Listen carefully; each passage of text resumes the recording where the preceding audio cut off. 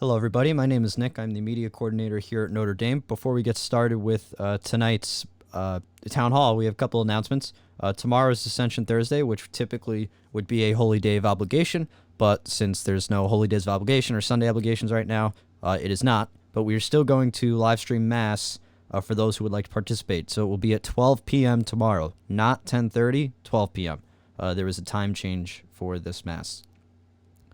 That's actually our only announcement, so we're pretty low on announcements today. That's not usual of us, but okay.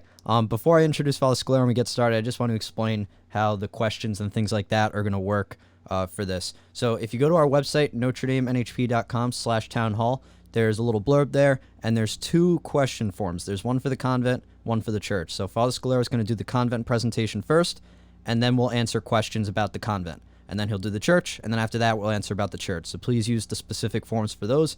There is a little bit of delay with those forms. It takes about 2 to 3 minutes for the question to actually get through to the email. So I will be checking the email, but just know that there is going to be a little delay until I see it.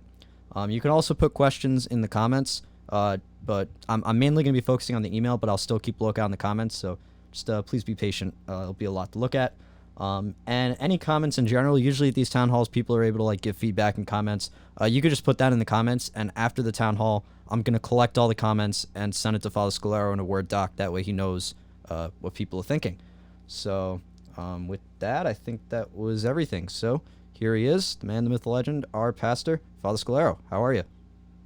Good, thanks. Thanks, Nick. Thanks, everybody, for tuning in tonight. Excited to be with you to chat about this topic. So before we get started, can you give us a little timeline of what's been going on, like where we left off and how what we're doing now? Sure. So I guess prior to all of this difficult craziness, we had started some discussions about work that needs to happen around the parish, about possible renovations. There's sort of a big sort of influx of changes that caused us to revisit the state of the parish, a lot of the buildings, how we're using them. So this was back, I guess, beginning last year. We started conversations, and our last town hall meeting was this past winter. We sort of had the green light. We took a vote with the parish, particularly in terms of the church, to get that green light in terms of moving ahead with some of our projects. So to summarize them, really, the first thing we talked about was possibly selling the 2 houses on the property. That's requiring a little sort of background work, making sure they're all up to date, up to code, and all those things. So we're looking at those in more detail. Another piece was the renovation of the convent into a parish center. As the sisters had moved out, we have this large building. We had moved ahead with possibly renovating that into a usable space for the parish, and which would help us with selling the houses because we can move some of our office space into the convent. We had some pointing work on the church, on the school. We're looking at the roof of the school, the roof of the church, as well as the confessionals, putting in confessionals with dividers that are more easily accessible, all those details, and then a few small projects around the rectory. So that was sort of the scope of what we're looking at. In terms of where we are now, we wanted to bring you these plans because we felt like we got them. It's not maybe fair to the parish to hold them back. We've been trying to be transparent throughout this process. This is sort of, we're all working together on this. We're all coming together. So we felt like it's not that we're moving ahead on much of this. Rather, we're just going to show you where we are, what we've gotten, and the timeline moving forward is pretty much open-ended. We haven't committed anything. We're not planning on committing to anything until we're certain we can move forward in the best way possible. So before we go into the 2 bigger projects, the convent and the church, I do want to let you know some projects we have moved forward, especially in light of what's happening. They've been good opportunities. So we have moved forward on the school pointing. That was a fairly large project, but because the children aren't in the school and because it was a leak, which was a danger to the building, we'll be starting work on that in the near future. So even though we haven't started the campaign, we have the funds available. We felt this was an ideal time to take care of that. And because it was a leak, it was important that we jumped on it quickly. The confessionals were another. We got a good deal from a carpenter. They're practically done. It wasn't a huge project. We felt this was another good time to move forward on them. They're almost done. The roof of the church, we're still doing some research on, as I discussed. It may not be as pressing of a need as we thought. So we may be able to do some more minor repairs that we're starting to look into, but we haven't moved forward on those. That's where we are. Okay, well, that's a nice update.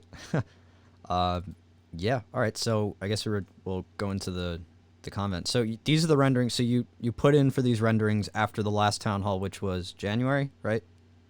I believe so, yes. Okay, so I guess it takes a couple months to get these renderings. So I have them queued up here. So whenever you start talking about certain rooms, I'll try to link it up as best I could. But I may interrupt you at some points just to show some photos of what you're talking about. So just a fair warning. Sure. So I guess in terms of the convent, there's as we had discussed, one of our, I'll sort of work my way down. The first maybe point of contention is the second floor. There was discussion about renting it. As we were putting together these plans, the cost of taking on ourselves the renovation of that second floor became prohibitive, especially because we don't yet have somebody committed to renting it out. So in terms of the second floor, the plan is really just to clean it up, do things like asbestos removal, make it a white box that you can present to potential people who might lease it, just without having to do a lot of the extra work, then finding out somebody comes in and wants to change it. So the second floor, we don't really have pictures of that because that's just going to be an open area. We're going to be very cautious about who we bring in to rent it. The hope is we do find somebody and we work with them in terms of the renovation. In terms of the remainder of the building, the main floor and the cellar, maybe actually, Nick, do you want to show us the outside of the building? Yes, I'm pulling that up. I'm playing a little catch up. Sorry. Okay, sure. All right. I'm just getting before. I forgot to put a before and after text. Oof, that was on me. All right. So let me get the exterior. There we go. All right. So here's the current view of the convent. So that's up. Okay. So in terms of the exterior, so what you're going to see is the hope is actually we're going to make a connection between the convent through the grotto to the school. So you can see a pathway coming off the front of the convent. It'll become the main entrance. You'll enter sort of down the grotto path, turn right, and walk towards the convent. We're looking at, because there'll be some air-conditioned units or HVAC units on the roof, we had to put some sort of barricade. We're still in discussions about what that will look like. So I guess one thing I should warn you about, a lot of this isn't definite. These are sort of our initial sketches, our initial thoughts. So exterior, bit of a cleanup, redo what needs to be redone, put that barrier up on the roof. Then when you come into the main entrance right there, that brings us to the lobby. We will be putting in an elevator. So the hope is that you can come in. There's an elevator to access the ground floor, first floor, the second floor. It would be helpful for somebody who might lease the space, and would also allow for barrier-free access. So if we do have meetings in the basement for certain groups, anybody in a wheelchair or who has trouble with stairs would be able to access that space. Nick, okay, there we have it. Yeah, I have the front lobby so you can up. See, okay, so you can see what it was. We're going to break down some of the walls, turn it into one open space that you come into. There's no steps, so actually the front of the building is handicapped accessible as it is now, which is great. So the first floor is accessible. There will be sort of a door there. So the benefit of the elevator is you can sort of barricade the space so that if somebody's going into the offices upstairs, you go straight to the elevator, they allow you to go up. They can't enter into our parish space. So that's something we've been thinking of in terms of safety. It's not like anybody can wander into the building and wander straight into the meeting rooms. You need access to either our space or the rental space. As you go through, there's a main hallway. Again, since this is sort of an interior space, this first floor is ours. The thought is to put a central staircase in. So as you look down the hallway, you can climb down those stairs, and there's an interior stairwell to allow us to go between the first floor and the basement. That's something we're still looking into. It seemed like a good way to go because the exterior stairwells, they access all three floors, but they're mostly, we're hoping to use them for fire exits and safety so that you can get into those stairwells without getting back into the building. So that first floor, we'll clean up the hallway. One end of the building will be the offices. We'll move social ministry, youth ministry. They'll have, religious ed might have an office down at that end of the building. Next to it will be a kitchen. We'll still have a working kitchen. This will be a place where if we have any sort of meetings with, coffee or snacks, a few groups have already gone into the building, like the Rosary Society. I think it's been great having the kitchen there. They can sort of prep right next door to their meetings. There will be a bit of a conference room. Sort of the idea is if you have meetings of 10, 12 people, they can gather around that table in the center room. Next to that is the I'm chapel. going to hop on you for a second. I'm just getting the conference room up because right now I'm still in the kitchen. Okay. So sorry. So Okay. here's the before. Sorry about that. Yeah, I know. We're playing it. Yeah. But here's this is the conference room currently that I have up. Sure. And then let me get the after. Where is it? There it is. Okay. Also, to warn everybody, I can't quite see what Nick is showing you. Yeah, so Father doesn't see kind of, anything I'm doing, so we're not at all coordinated with that side of things. So that's okay. But I have the vision one up now. Great. So, yeah. Yep. So from the conference room next to that is the chapel. We're still working on what that will look like. We're that room is in decent shape. It probably does need some work, so we're not sure where we're going to go with that. But there's a chapel, which is a blessing, so we can have small services, possibly have adoration a little more often. Those are all potential uses of the chapel.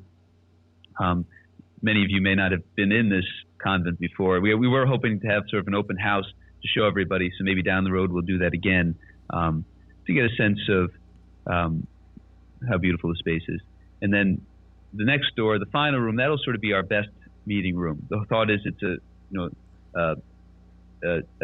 audiovisual center. There'll be sort of big screens. You can put presentations. We have a speaker. If we have a video that we want to put on, it'd be one of our larger rooms. You can have a good number of chairs, auditorium style.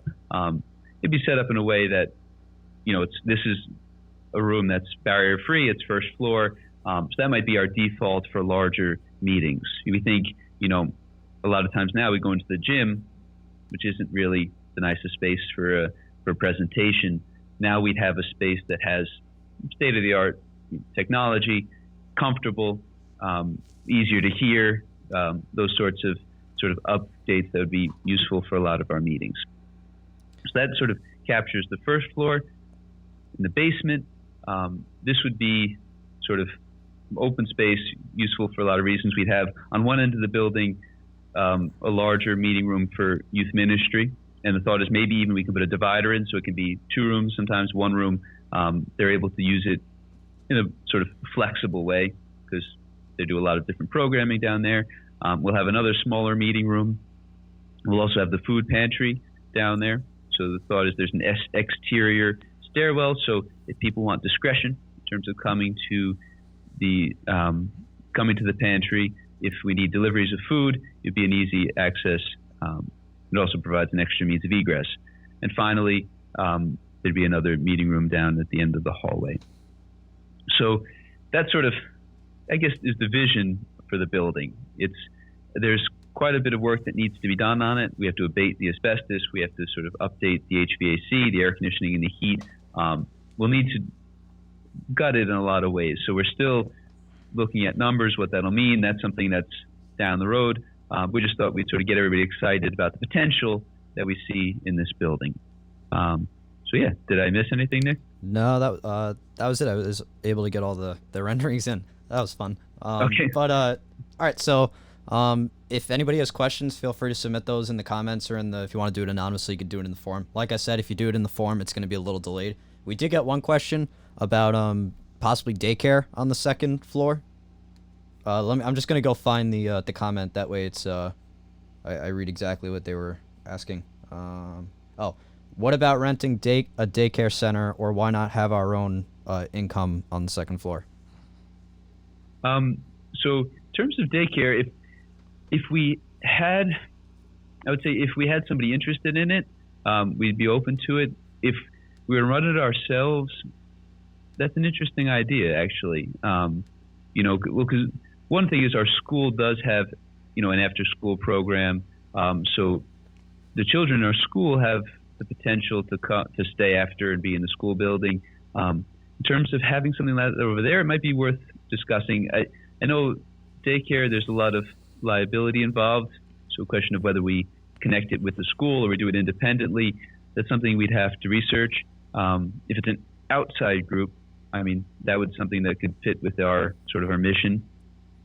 So that's something to look into. That's an interesting idea.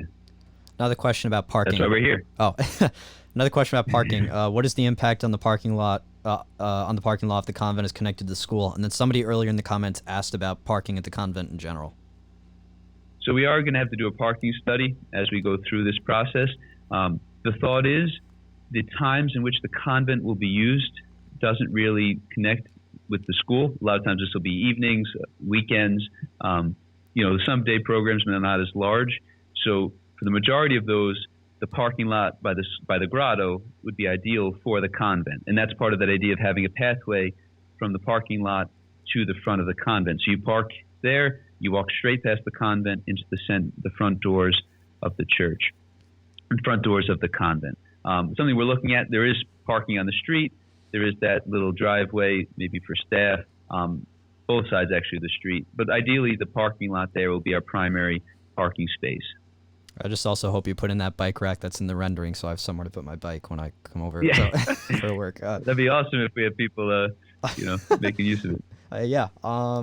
For the childcare, the school's just asking, are you thinking like if this idea you were to think about it, is it like infant to 4, or you just you don't know? I guess I think we'd be open to whatever could work. That's a great idea to have if we can get a program in there for very young.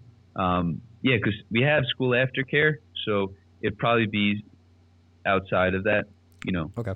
But that's something I'd have to look into the possibilities. I'm open to, anything that fits our mission, that, supports the parish. That's the hope for that space. Great. All right. I'm just checking the email. I'm refreshing the email. I'm not getting anything right now, so I guess we can move forward to the church now. All right. Yeah, no, I didn't get anything. If any convent emails, if anybody in the comments, if you send something in and I get it a little late, I'll ask Father it when it comes in, so you'll still get your question answered. Oh, never mind. Question just came in. Would you consider doing an internet mass from the convent to show off the current sanctuary for people that have never seen it? I don't know if we can, because I don't know what the internet connection's like in there. So I don't know if we, from the tech perspective, I don't know if we'd be able to pull it off. That's the only thing. Yeah, we don't have Wi-Fi. I would say if Nick has the photograph of the chapel, we can always post more photographs. Though ideally, once this is over, we'll have an open house. We can walk everybody through the building. You get a better sense of it. I'd say, the convent wouldn't be renovated to a great degree. It'd just be a matter of, the wall, the paneling on the walls. There's been leaks, so it's a little beaten up. The carpet probably needs to be replaced. So there's beautiful Stations of the Cross. It's a nice little chapel. The pews are nice. So it probably would be sort of a simple cleanup as opposed to anything drastic. Question came in. How about any housing for single people who are committed to the parish and can assist with care for the building? That's something we looked into. I think the trouble is when you get into residential, you enter into a lot of difficulties, especially if it's young people. What if they're doing things that are counter to the faith? Is it just single sex? Are you sort of opening yourself up to liability to, anybody who's been a landlord knows there can be challenges. They're not careful. They're not taking care of the place. Where we need to get somebody out of the building, and now it's the big bad church kicking somebody out. So there's a lot of challenges. I know another parish that tried to put in senior housing, and I know it was a pretty big challenge to do. So it seems as though it's something if we find an opportunity and something we can pursue, I'd be open to it.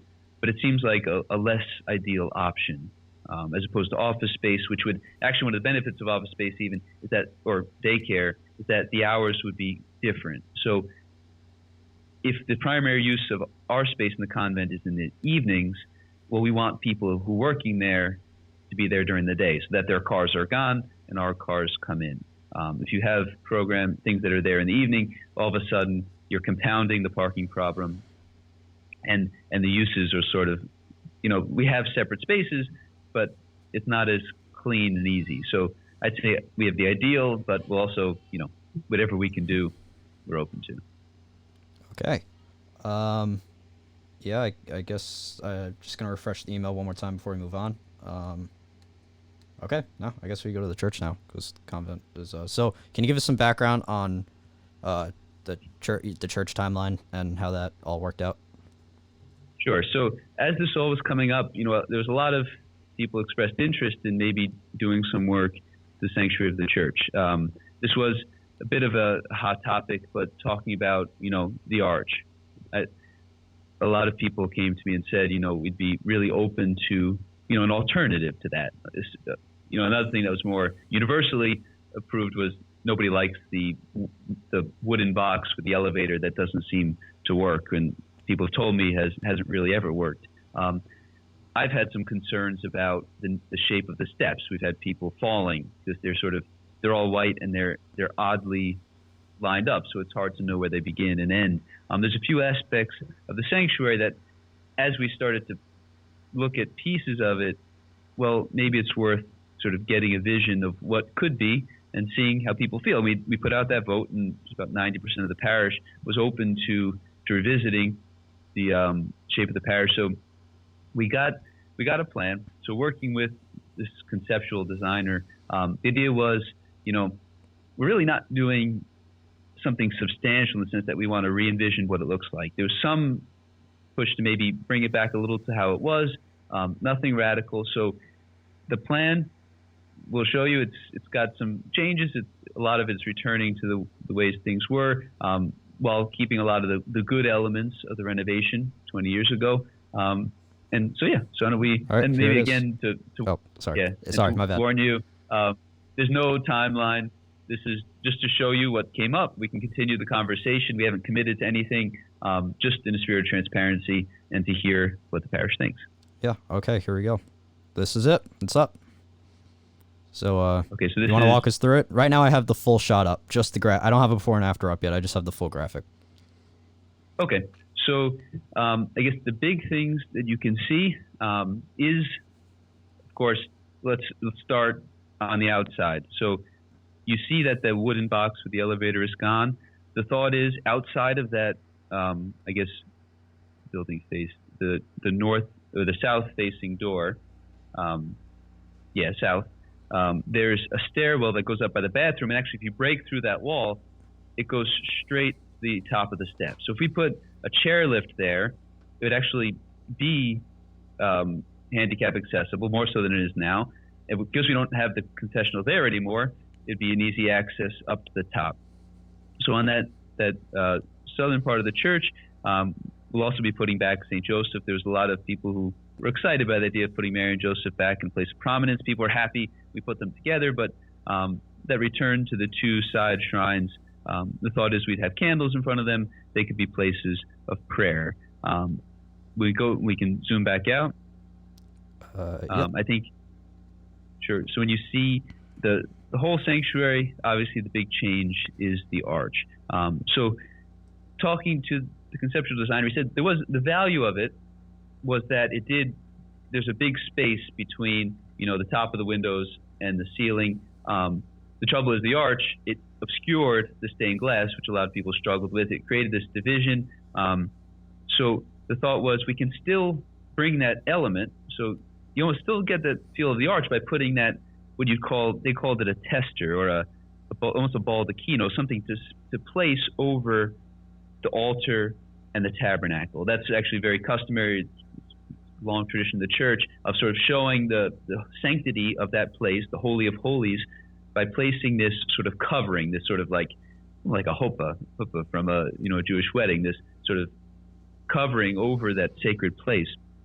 So that would be sort of the focal point of something they thought would be nice, and that's mirrored over Mary and Joseph. So it's a little something added to them with the color on either side.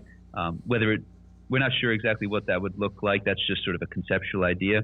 The colors behind Mary and Joseph.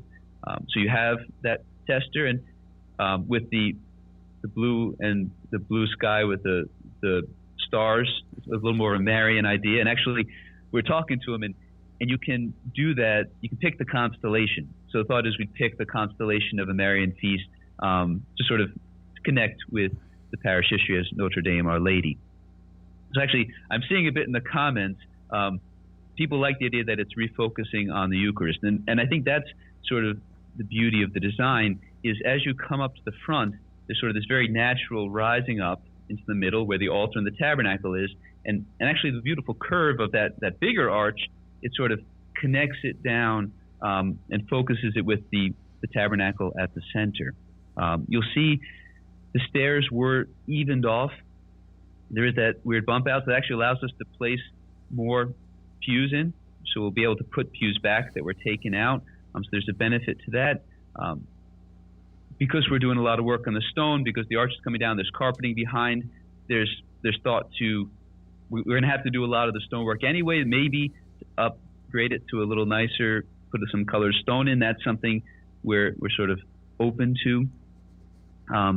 So that's sort of, and there's a pulpit on the left. It's odd that actually here we have the pulpit on the right. It's supposed to be on the opposite side. So while we're doing all this work, it'll probably be moved to the proper side on the left. Looking at the risen Christ, that's something I see it in the comments, that's something we're talking about. We're not sure yet.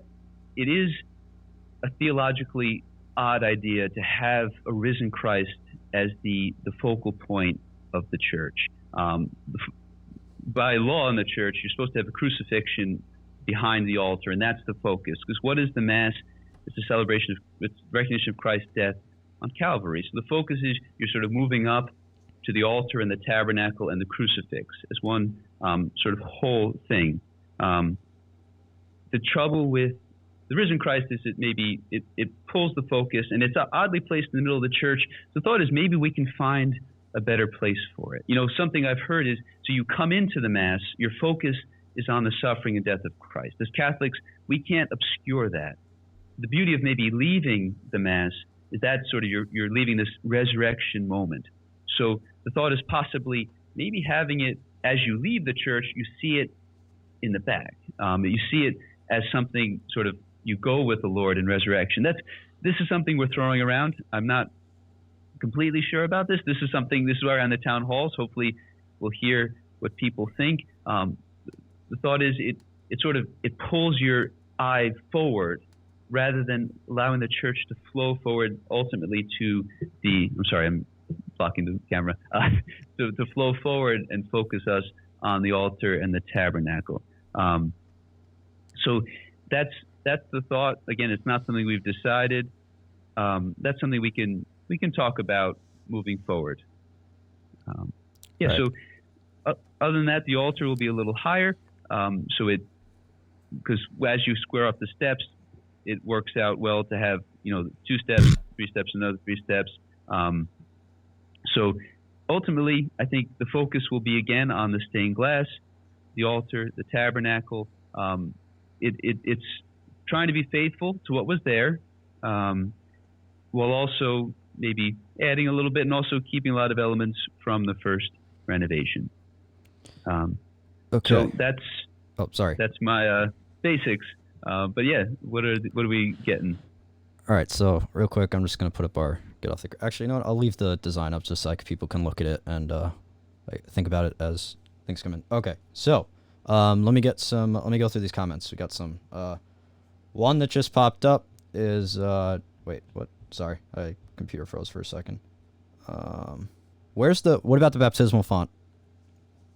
Okay, so this is, in the past 50 years, the location of the baptismal font has been constantly put it here, put it here, put it here. The church keeps changing its mind. As we talked about in the church tour, customarily it had been in the back of the church, right in the usher's closet currently. Normally baptism. You mean originally? Sorry. Originally, yeah. Small area, small number of people. Baptisms now tend to get a larger crowd. We have baptisms for multiple children, so we're not thinking putting it there. But a lot of parishes put it maybe in the center of the church. So as you come down the aisle, there's the font. You put holy water in so people can bless themselves. People can sit for the baptism in the second half of the church. and you still keep that sense of the child, entering into the church following the baptism. And that's something we've thought about. Instead of, it sort of doesn't really have a home where it is now. It's sort of placed oddly right in front of that elevator. So that's something we're looking into, especially if we are adding pews to the front. To take a couple out from either the middle or the back wouldn't be a problem. We'd still be gaining more seating. So that's our initial thoughts in terms of the baptismal font. Yeah, so a lot of questions were about the risen Christ statue that's hanging, but those were earlier in the comments, so you kind of answered those with like what you were thinking with that. And that's something I'll look at the comments. We're trying to figure out the best way to do it. Well, again, I know a lot of people like it, so it's not like it's going to disappear. But how can we, find the best place for it? And especially it is a message of hope, and that's something that's very beautiful. What about the current altar? How will that work? So the current altar,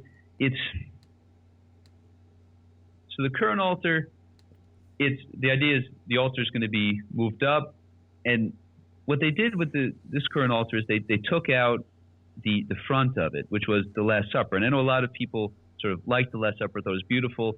There's a nice element to it. So the thought is maybe that's something we can reintroduce. So it's going to be the same type of stone. How they're going to work that out, I'm not sure. But the idea is, the altar will still be, it's going to move back a bit, but everything is moving back and all the pews are moving forward. So it's more, the sanctuary is very deep, almost unnecessarily so. So we'll be able to add more pews and move the altar back a little bit to sort of unify the space, altar, tabernacle, crucifix. Yeah, one thing I think also we should point out, because it's kind of hard to see, is that this altar is freestanding. So in the drawing, it looks like it's a high altar, but it is freestanding. So when Mass is said, it still faces the people. The priest will be between the tabernacle and the altar. That hasn't changed. Yeah. I saw. Oh, sorry. 2 questions. I saw. Yeah, I'm seeing a few of the comments. If you zoom out, somebody asked where the pulpit is. You can see that is still on the left. When you look at the front, it's on the left side now.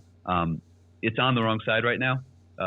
In a cathedral, the pulpit goes on the right because the bishop's on the left. But sadly, we don't have a bishop here. Maybe when I go, this will be, you'll get a bishop, which would be awesome. But for now, the pulpit really should be on the left side. So that's something we're looking at. Somebody's asking for putting the pews back in, walkers and wheelchairs, like the seating in the front. How does that all work? Yeah, so we're still looking to have handicapped seating. One thing I've seen in other churches is a modesty, like instead of having plain chairs, having a pew with a modesty rail in front with extra space so that people can still get in, but at the same time they have the rail to grab onto and lift themselves up. I know some people have commented, when you're sitting in the front row with no arms even, it's hard to get up. So we're still going to cater to the elderly, the seating for the elderly or handicapped. Even the center aisle, the thought is that the pews there'll be more space so you can pull wheelchairs into that area without obstructing the center aisle. So that's something we're definitely discussing. I think this comment's referring to when the baptismal font if it were to get moved. What happens when someone gets married with the baptismal font being in the way? It's not. I think they're thinking that it would be like in the pew, not in the pew, in the aisle. Oh, yeah, no. So it's going to be off to the side, probably. Like if you were where there's that space now between pews, it's going to be maybe pull out a pew, make it a little bigger space, and the baptismal font will be off to the side. So imagine coming straight down the center of the aisle. You're going to have to reach off to the side to grab holy water from the font.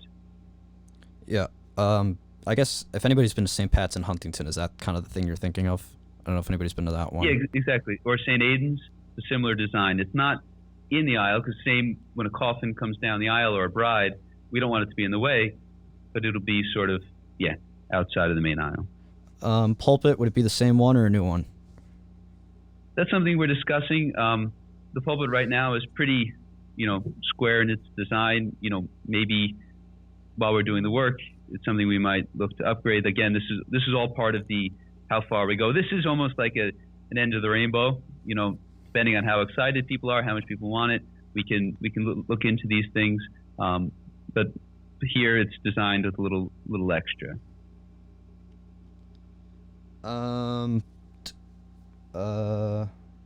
Sorry, I'm going through. Would the seating in the front still have arms for people who need assistance standing? So I think that's, as I mentioned, that's something we're still trying to figure out the best way to do that. It's possible that we'll put the same idea, chairs with the arms. To be honest, I can't tell you exactly. That's something we're definitely going to consult with people to make sure, this population of the parish, what would work best for them. I'm not about to tell everybody this is what you need. We're hoping to hear, okay, this is ideal for us. How many seats do we need in that section? What's the best? Okay. Let me look. Sorry, looking again.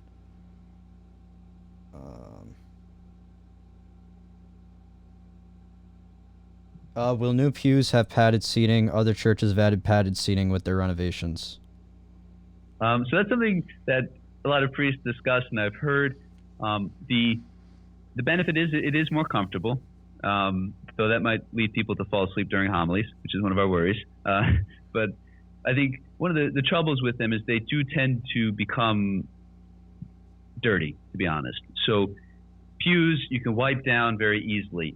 Fabric is much harder to clean. So especially with what's going on, it doesn't seem necessarily like a good idea to bring that in, because it's very hard to clean fabric, especially if it's secured to the pews, or we have to pull out these long pads and get them washed.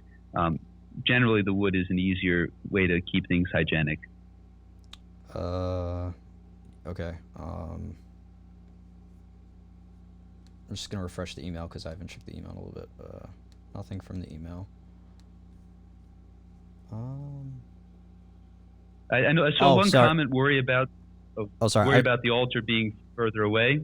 I think we're really just adding pews. So the pews are going to be closer and the altar is going a little further away. I don't think there's going to be that much greater of a distance between the front pew and the altar. So that wasn't our intention. The hope is it's still that sort of open design. There's still, the altar's a little higher, which is probably going to be easier to see, back to the way it was. But in no sense is it, retreating. Really, it was odd. In the first renovation, they moved the altar out, but they moved the seats back. So it didn't really gain anything in terms of being closer. Someone asked about the music and the choir be located during services. They're currently in the choir, on the choir loft, though, right? It gets done from the loft. Yes. Yeah. I see somebody. We are going to look into repadding the kneelers. I know that's a great source of anxiety for many people, having to kneel, especially somebody's going slow. We're going to try to repad the kneelers so it's easier to kneel.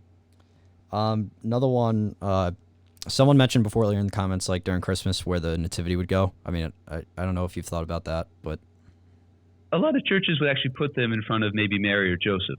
So we'd set up, a nativity in front of them. Okay, so here's a very practical question that just came in that I feel like is a good segue now. How long would this construction take, and when would it start? Because I think that's the big question now, is we have all these renovation plans, and obviously, right. Things right now are going kind of crazy. So yeah, so we don't know when we're start. Like, this is just a thought to put out to everybody. This is almost the fun part. We get to talk about how to, beautify our church, make this gift to God. Use the church as an opportunity to draw others closer to Christ by the beauty. I think the terms of timing, it's hard to say. We have to move forward with getting some sort of drawings, more detailed engineering sketches of what this will look like. That's all the next step, which we're kind of on hold with right now. My hope would be to pick a season, like, whether ideally it's usually between Christmas and Easter. So once Christmas is over, you get into the church, you do as much as you can, and hopefully at least by Easter you're close enough that people can get back in the church. Because the work is focused on the sanctuary, My hope would be to still have Mass on the ground in front of the sanctuary and just have barricades up. If necessary, we may have to move to the auditorium. Again, these are all sort of hypotheticals. If this were to happen, what it would look like. That's, I believe, what they've done in the past. It may be what we're doing when things open back up, having multiple Masses, some in the auditorium, some outside, some in the church. It's sort of, we're going to have to be flexible. And that's all going to come down to these conversations. If people are excited and want it, we can look into it. Yeah, so I guess it really just comes down to if we want to do it. If the parish wants to do it, the parish does it. If they don't, they don't, I guess, pretty much. Right. Yeah. Well, someone commented that area behind Mary and Joseph, like, what is that? Is it paint? Is it or? So yeah. That's sort of been up in the air. We're not sure. They thought it's something decorative. Generally, Joseph is a brown or a red, Mary is a blue. Whether it's paint or fabric or design, that's something that, again, that much detail isn't really worked out yet. So that's something, again, we'll probably bring more detail as we go. Somebody was asking about the saint statues, Saint Therese, Saint Anne, and all the other ones. Oh, sure. Good. I was so just going to say, right for now, those people, I don't have the before of that. The wide shot doesn't go that far, so I can't show that. But yeah. So the since we put the confessionals in the back, we moved the 4 statues from the back niches to the front niches. So in the front niches now we've got 6 saints.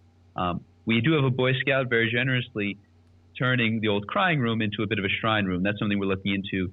So that's a small room for prayer. It's got the glass. You can see into it. You can see the saints. That's something we're looking at. But as of right now, the plan is to have the saints in those niches. And I love saints, so we may try to find better ways to include them in the church. But that's not part of the bigger plan. Those are the details that we'll work out as we go along. Nobody's going anywhere. We're not getting rid of any saints. Yeah, and also it's kind of confusing when you look at this rendering. Like initially, this space on the side of the Mary and Joseph, that's not where the niches were. That's before the door. So the niches, like where the saints currently are, you don't actually see that in this rendering. So that's like right at the cutoff point. So like those weren't like filled in or anything.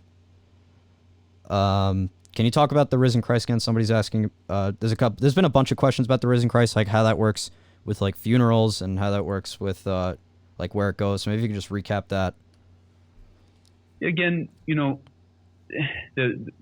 not getting rid of it. The thought isn't to just make it disappear. The question was, what's the focus? Are we focusing on altar, tabernacle, crucifix? We can't have the resurrection without the crucifixion. Some people say the crucifixion, it's too depressing, it's too dark. Well, the crucifixion is it's a thing of joy. It's what we focus on during the Mass, that Christ is dying for us. So one of the ideas that was floated is maybe it would be better suited to, we enter into the church, we enter into the crucifixion of our Lord, and as we depart in the resurrected joy. So that the thought was maybe we reincorporate the resurrection in a different way. Again, these are all sort of in discussion, but we'll have more opportunities to discuss this moving forward. Double check the email. People are asking about the rail, like to go up the steps, if like priests and deacons can get up to the altar with the steps up there. Right, and so why, and also why their altar is raised up. So part of it was to bring it back to the original level. I think line of sight is better. Those in the back will be able to see a little better. There's a benefit to having the altar higher. It would be back. There's something very customary in the Catholic faith to have it, up 3 steps in the sanctuary for the Father, Son, and Holy Spirit, the Trinitarian element. And it brings it back to the level of what's going on up there with the windows. It's a minor adjustment, so nothing major. What was the other question? About like a handrail for kind of like deacons, priests, and like get up there. Yeah, so that's something we'll look at. I agree that's an important element. How that will look, I'm not sure yet. One of the benefits is it's not right now. There's a steep set of, how do you see it? There's a steep set of steps right as you walk up. This would be 2 steps, and then the final steps up into the sanctuary. So so it wouldn't be as dramatic, and also the different colors would offset it a little better, so it's easier to see. You can see there's the white edging. So that's something, again, a detail we'll look into. These are broader conceptual designs. Somebody mentioned a lot of the pews need support bracing. Is that something that you'll look into correcting? Yeah, so a lot of these things will be going through the entire church and, fixing what needs to be fixed. We talked about having those automatic push button doors, so a handicap door where you can push a button, the door swings open by itself, possibly having a second ramp on the other side of the building. Those are details we are exploring. I lost track for a second. I'm going to put the image back up so people can look at it. Somebody just asked a question about is the baptism going back to the usher room? No, it's not. Father, do you want to recount what we answered that before? So when we post this on YouTube, if Father, if you want to give a quick answer, but there's a detailed answer. I think about was maybe like 10 minutes ago now or something. I don't remember, but yeah. On YouTube you can find it in the time. The thought is not moving it outside into the vestibule where the usher's closet was, but more so in the middle of the church, pulling out a pew and placing it there, so you get that effect of moving towards the altar.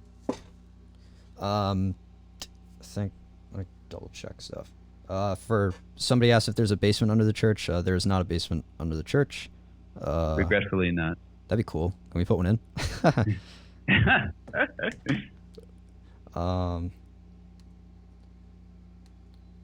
Yeah, I mean, I guess I don't really see any other big questions popping up. So, okay. Never mind. I did miss one. I missed one. Any chance of including small stained glass of the luminous mysteries of the Rosary? That's an interesting idea. This wouldn't be the first time I've heard this, because we do have the other sets of mysteries. It was a great idea, and I'd love to incorporate it. It's hard to find a place for it. So that's something. If you've got ideas, I love it. I always love more saints, more statues, more stained glass. That would be a matter of finding a place for it, because it would complete, what we're doing. What the theme of the church, having those mysteries of our Blessed Mother. Will there be mobile free chairs to let people sit on the altar during smaller intimate masses? So I think the idea is the smaller intimate masses would happen in the convent. So it would be, even now the sanctuary it's not really conducive to that. Sanctuary. The idea of the sanctuary is it wouldn't be a place where, the congregation sits. Those are the pews. A smaller ceremony, the beauty of having the convent chapel is if you have a memorial mass for 20 people, the convent has that feel. It's a beautiful little chapel. So the thought is that would be the place for those. How much do you know how much the convent holds? Off the. I'd say you can probably seat 30 to 40. Okay. Which is a decent number. So it's not a tiny chapel. It's good for renewal of vows. If we need to have a small baptism, small memorial mass in memory of somebody with a group of family. So it would definitely be a great place for the parish to use. That's a nice option to have. Email. Please address where the Eucharistic Ministers would stand. So the Eucharistic Ministers, they probably haven't thought that far.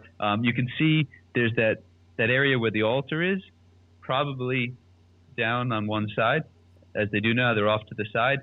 So they wouldn't really fit up where the altar is, but right next to those steps by the altar. That's what I'm envisioning right now. Those are details. That's so far down the road. We're not even sure what exactly shape this would take, but that's my guess. Is there any possibility of perpetual adoration in the convent? That's a bit of a dream. I'd love that, but perpetual adoration, we need a lot of adorers. If you're thinking 24 hours a day, 7 days a week, that's 168 hours.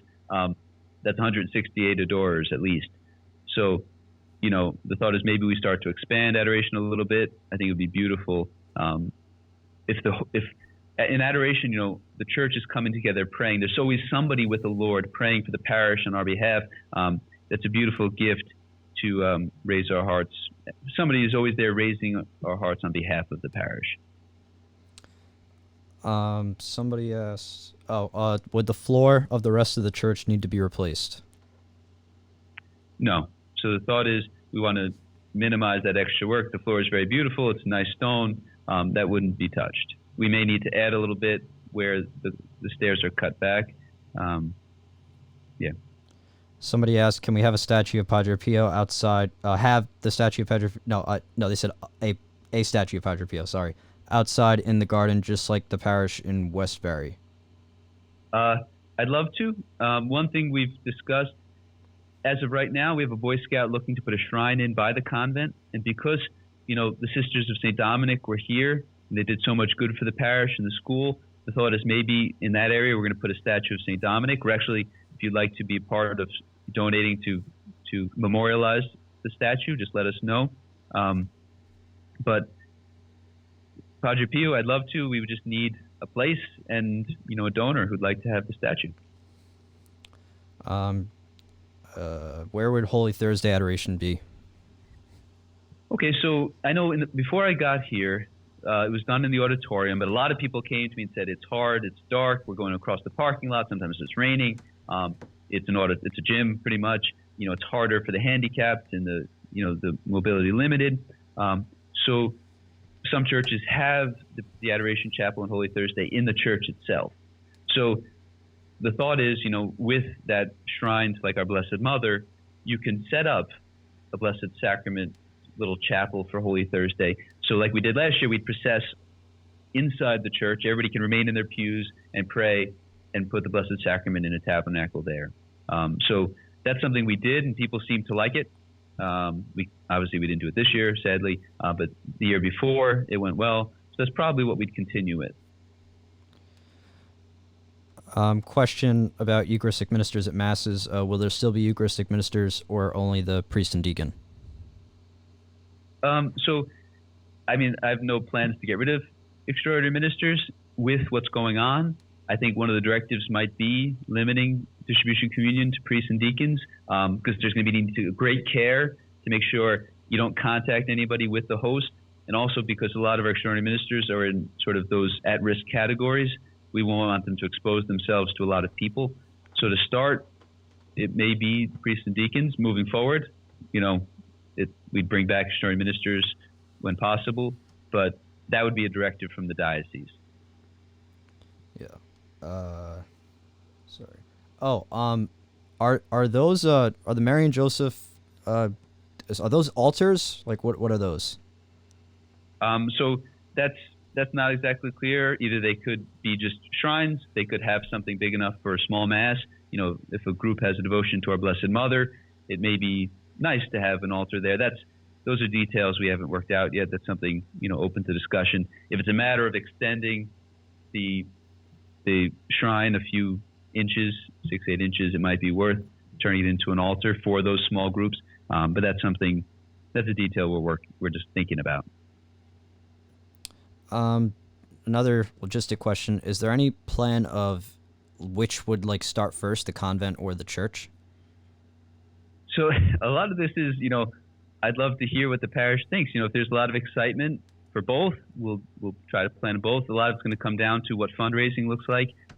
Again, that's why we're sort of pushing this out into the mysterious future.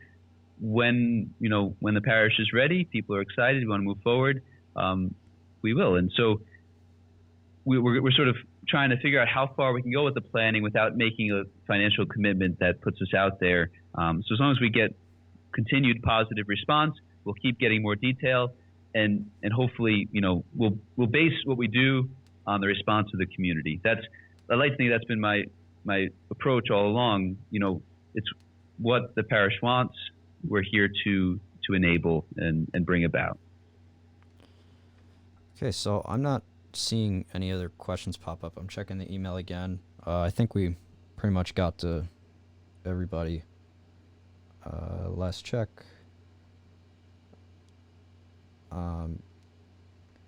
What would happen to the current altar? So that's something we're still working out, whether it would be we'd incorporate the new with the old, what that would be like. That's unclear. Ideally, I want to maximize using what we have before. That's if it becomes necessary to to get a new. The thought is maybe we can even use the current altar in the convent, sort of a little upgrade. Maybe we can integrate the top of the altar we have now. Another way, those are all details that, once we have the vision, we're going to work with an engineer and an architect to see how it is enacted. But of course, trying to be as reasonable, as thrifty as we can, but of course, trying to build something beautiful. Yeah, these don't look like very like technical. It's very like art sketches. So for people that are looking at it, a lot of this, Father Scalero probably has a lot more work to do to get. Well, details. I want to keep bringing this to you, everybody, to hear before I go to the next step. So the next step would be looking at, more logistical aspects, cost, and so a lot of this is, I don't want to make anybody overexcited, because part of this will be, well, we've got to get a cost of it. What's it going to cost? And what are we going to be able to raise? How excited are people? So there's going to be that give and take where the response of the parish will guide what we do. We'll build on the response. So I noticed that was a question, what it'll cost. We'll have to see. And if people are excited, we'll try to get a number, and then we can have options. So we're not going to do this element because it would add too much to the cost. That may be an approach to the same with the convent. We may simplify aspects of it, even to start with the hope of saying, okay, right now we're going to go to here. If we raise enough, if somebody wants to memorialize a room, then we'll go to the next step. So again, working with the vision, what we're capable of, trying to, a lot of this I think is building a foundation for the future. So we have this sort of vision, and we may just get as far as we can, and that's what we're sort of going to see once things move forward. Right. I don't think we have any more questions. I think that's it. So, if this will be on YouTube tomorrow for anybody who didn't tune in for Facebook or something, if you know someone. And I guess if anyone wants to talk to you about this, what's the best way to reach the rectory? Yeah, so you can send me an email, send an email to the parish directly. You can continue to submit comments into this form on our website. I do like to hear from everybody. The more I hear from you, the more I can get together the feel of the parish, what you're looking for, and the more we can move forward. Yeah. One thing maybe we should talk about before we close out. Well, actually, really quick question came in. The altar steps look rather narrow, and easy to fall off or misstep. Maybe it's hard to tell by the sketch. Is there, again, do you have an idea on that? Yeah, so that's a perspective. There'll be standard steps. So like any other steps, that's what we'll build. Okay. Yeah, so before we close out, do you want to go over maybe what do we do now? Because obviously COVID's going on. There's a lot of, things Sure. Economically not good. It's kind of, I guess it's unfortunate timing that all this stuff started right before, we started getting all these drawings and then the pandemic hit. So how are the project's going to work moving forward? What's the timeline? What are we going to do? Right. So I guess maybe just to reiterate, the point of this was, people were getting excited. We sort of had the approval of the parish to move forward a little bit. We got the plans. All of this happened. I didn't want to sit on them and sort of leave everybody guessing. I wanted to share with you what we got, give you a sense of what we're thinking, get your ideas, and then sort of this is going to be shelved in a way. We're going to try to get as much detail as we can. Looking forward, when the church opens up, we'll see the spirit of the parish, how interested people are, and then take those small steps. So my hope is in the coming days, I do hear from the parish. I get a sense of what people are thinking. In the next couple of months, maybe we get another we reach out to say, okay, how's everybody feeling? Maybe it's saying we're not ready, or maybe it's we're anxious. The thought is everybody's sitting at home. We can show you the plans. You get excited. And then you have a few weeks, few months to reflect on it. And the parish, when we're back together, we can get in some nitty gritty and decide what we're looking at. Because again, I'm not here to push things or, I want to do what the parish wants and obviously always to God's glory. And I think maybe that's, to put it in a practical sense, what is our call as Catholics? It's the salvation of souls and to give glory to God. That's sort of our job, especially as a parish. So I think, the convent becomes a great resource for the parish, for the community, to bring people together. I think we've got a growing spirit of activity, of programming, of groups coming together. The more people we have here, the more I think we're bringing souls closer to Christ and their salvation. The church, of course, the sacraments are the key to salvation, but we give glory to God by the beauty of the church. So in this community, this is ultimately, it has to be a gift. If the community wants to come together and to build something beautiful, to augment and to increase the beauty of the church, that's a beautiful thing. And that's sort of the nature of the discussion.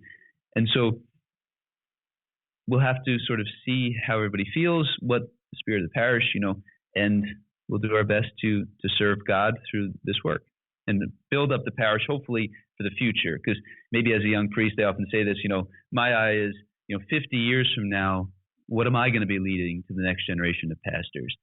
So I want to sort of do as much prep work as I can, build as much. We've got some tough times. We're in tough times. Tough times are coming. How do we prepare the church so that not that we're running, so we're running away from the difficult times, but that we're sort of ahead of the curve. We're growing. We're drawing people in. We're saying this is a vibrant community. We're expanding. We're improving. We want people to come here to encounter Christ and have the joy that we have. Okay. All right. Well, that's everything. We're going to wrap up.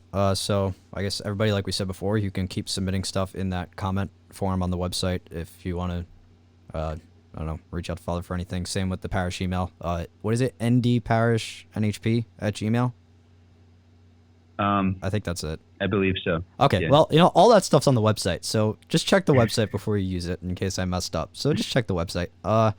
Yeah. All right. Father, do you want to close? Should we end with a prayer? Yep. I was about to say that. Great. Sure. Great. In the name of the Father, Son, Holy Spirit. Amen. Almighty God, we give you thanks for your many blessings, the blessing of this day, the blessing of life and health, for family and friends. We pray in a special way for peace in our world, for peace and healing for those who are sick, for healing and peace for those who have lost loved ones in this difficult time. We pray for those who are caring for the sick. We pray for the repose of the souls of the faithful departed. We pray that all of us may refocus ourselves on Christ. We may be guided through the Spirit and His wisdom to see the parish as the great means of salvation of souls and the glory of God. And we ask the intercession of our Blessed Mother. Hail Mary, full of grace, the Lord is with thee. Blessed art thou amongst women, and blessed is the fruit of thy womb, Jesus. Holy Mary, Mother of God, pray for us sinners, now and at the hour of our death. Amen. May God bless you all, the Father, and the Son, Holy Spirit. Amen. All right, thank you all. God bless.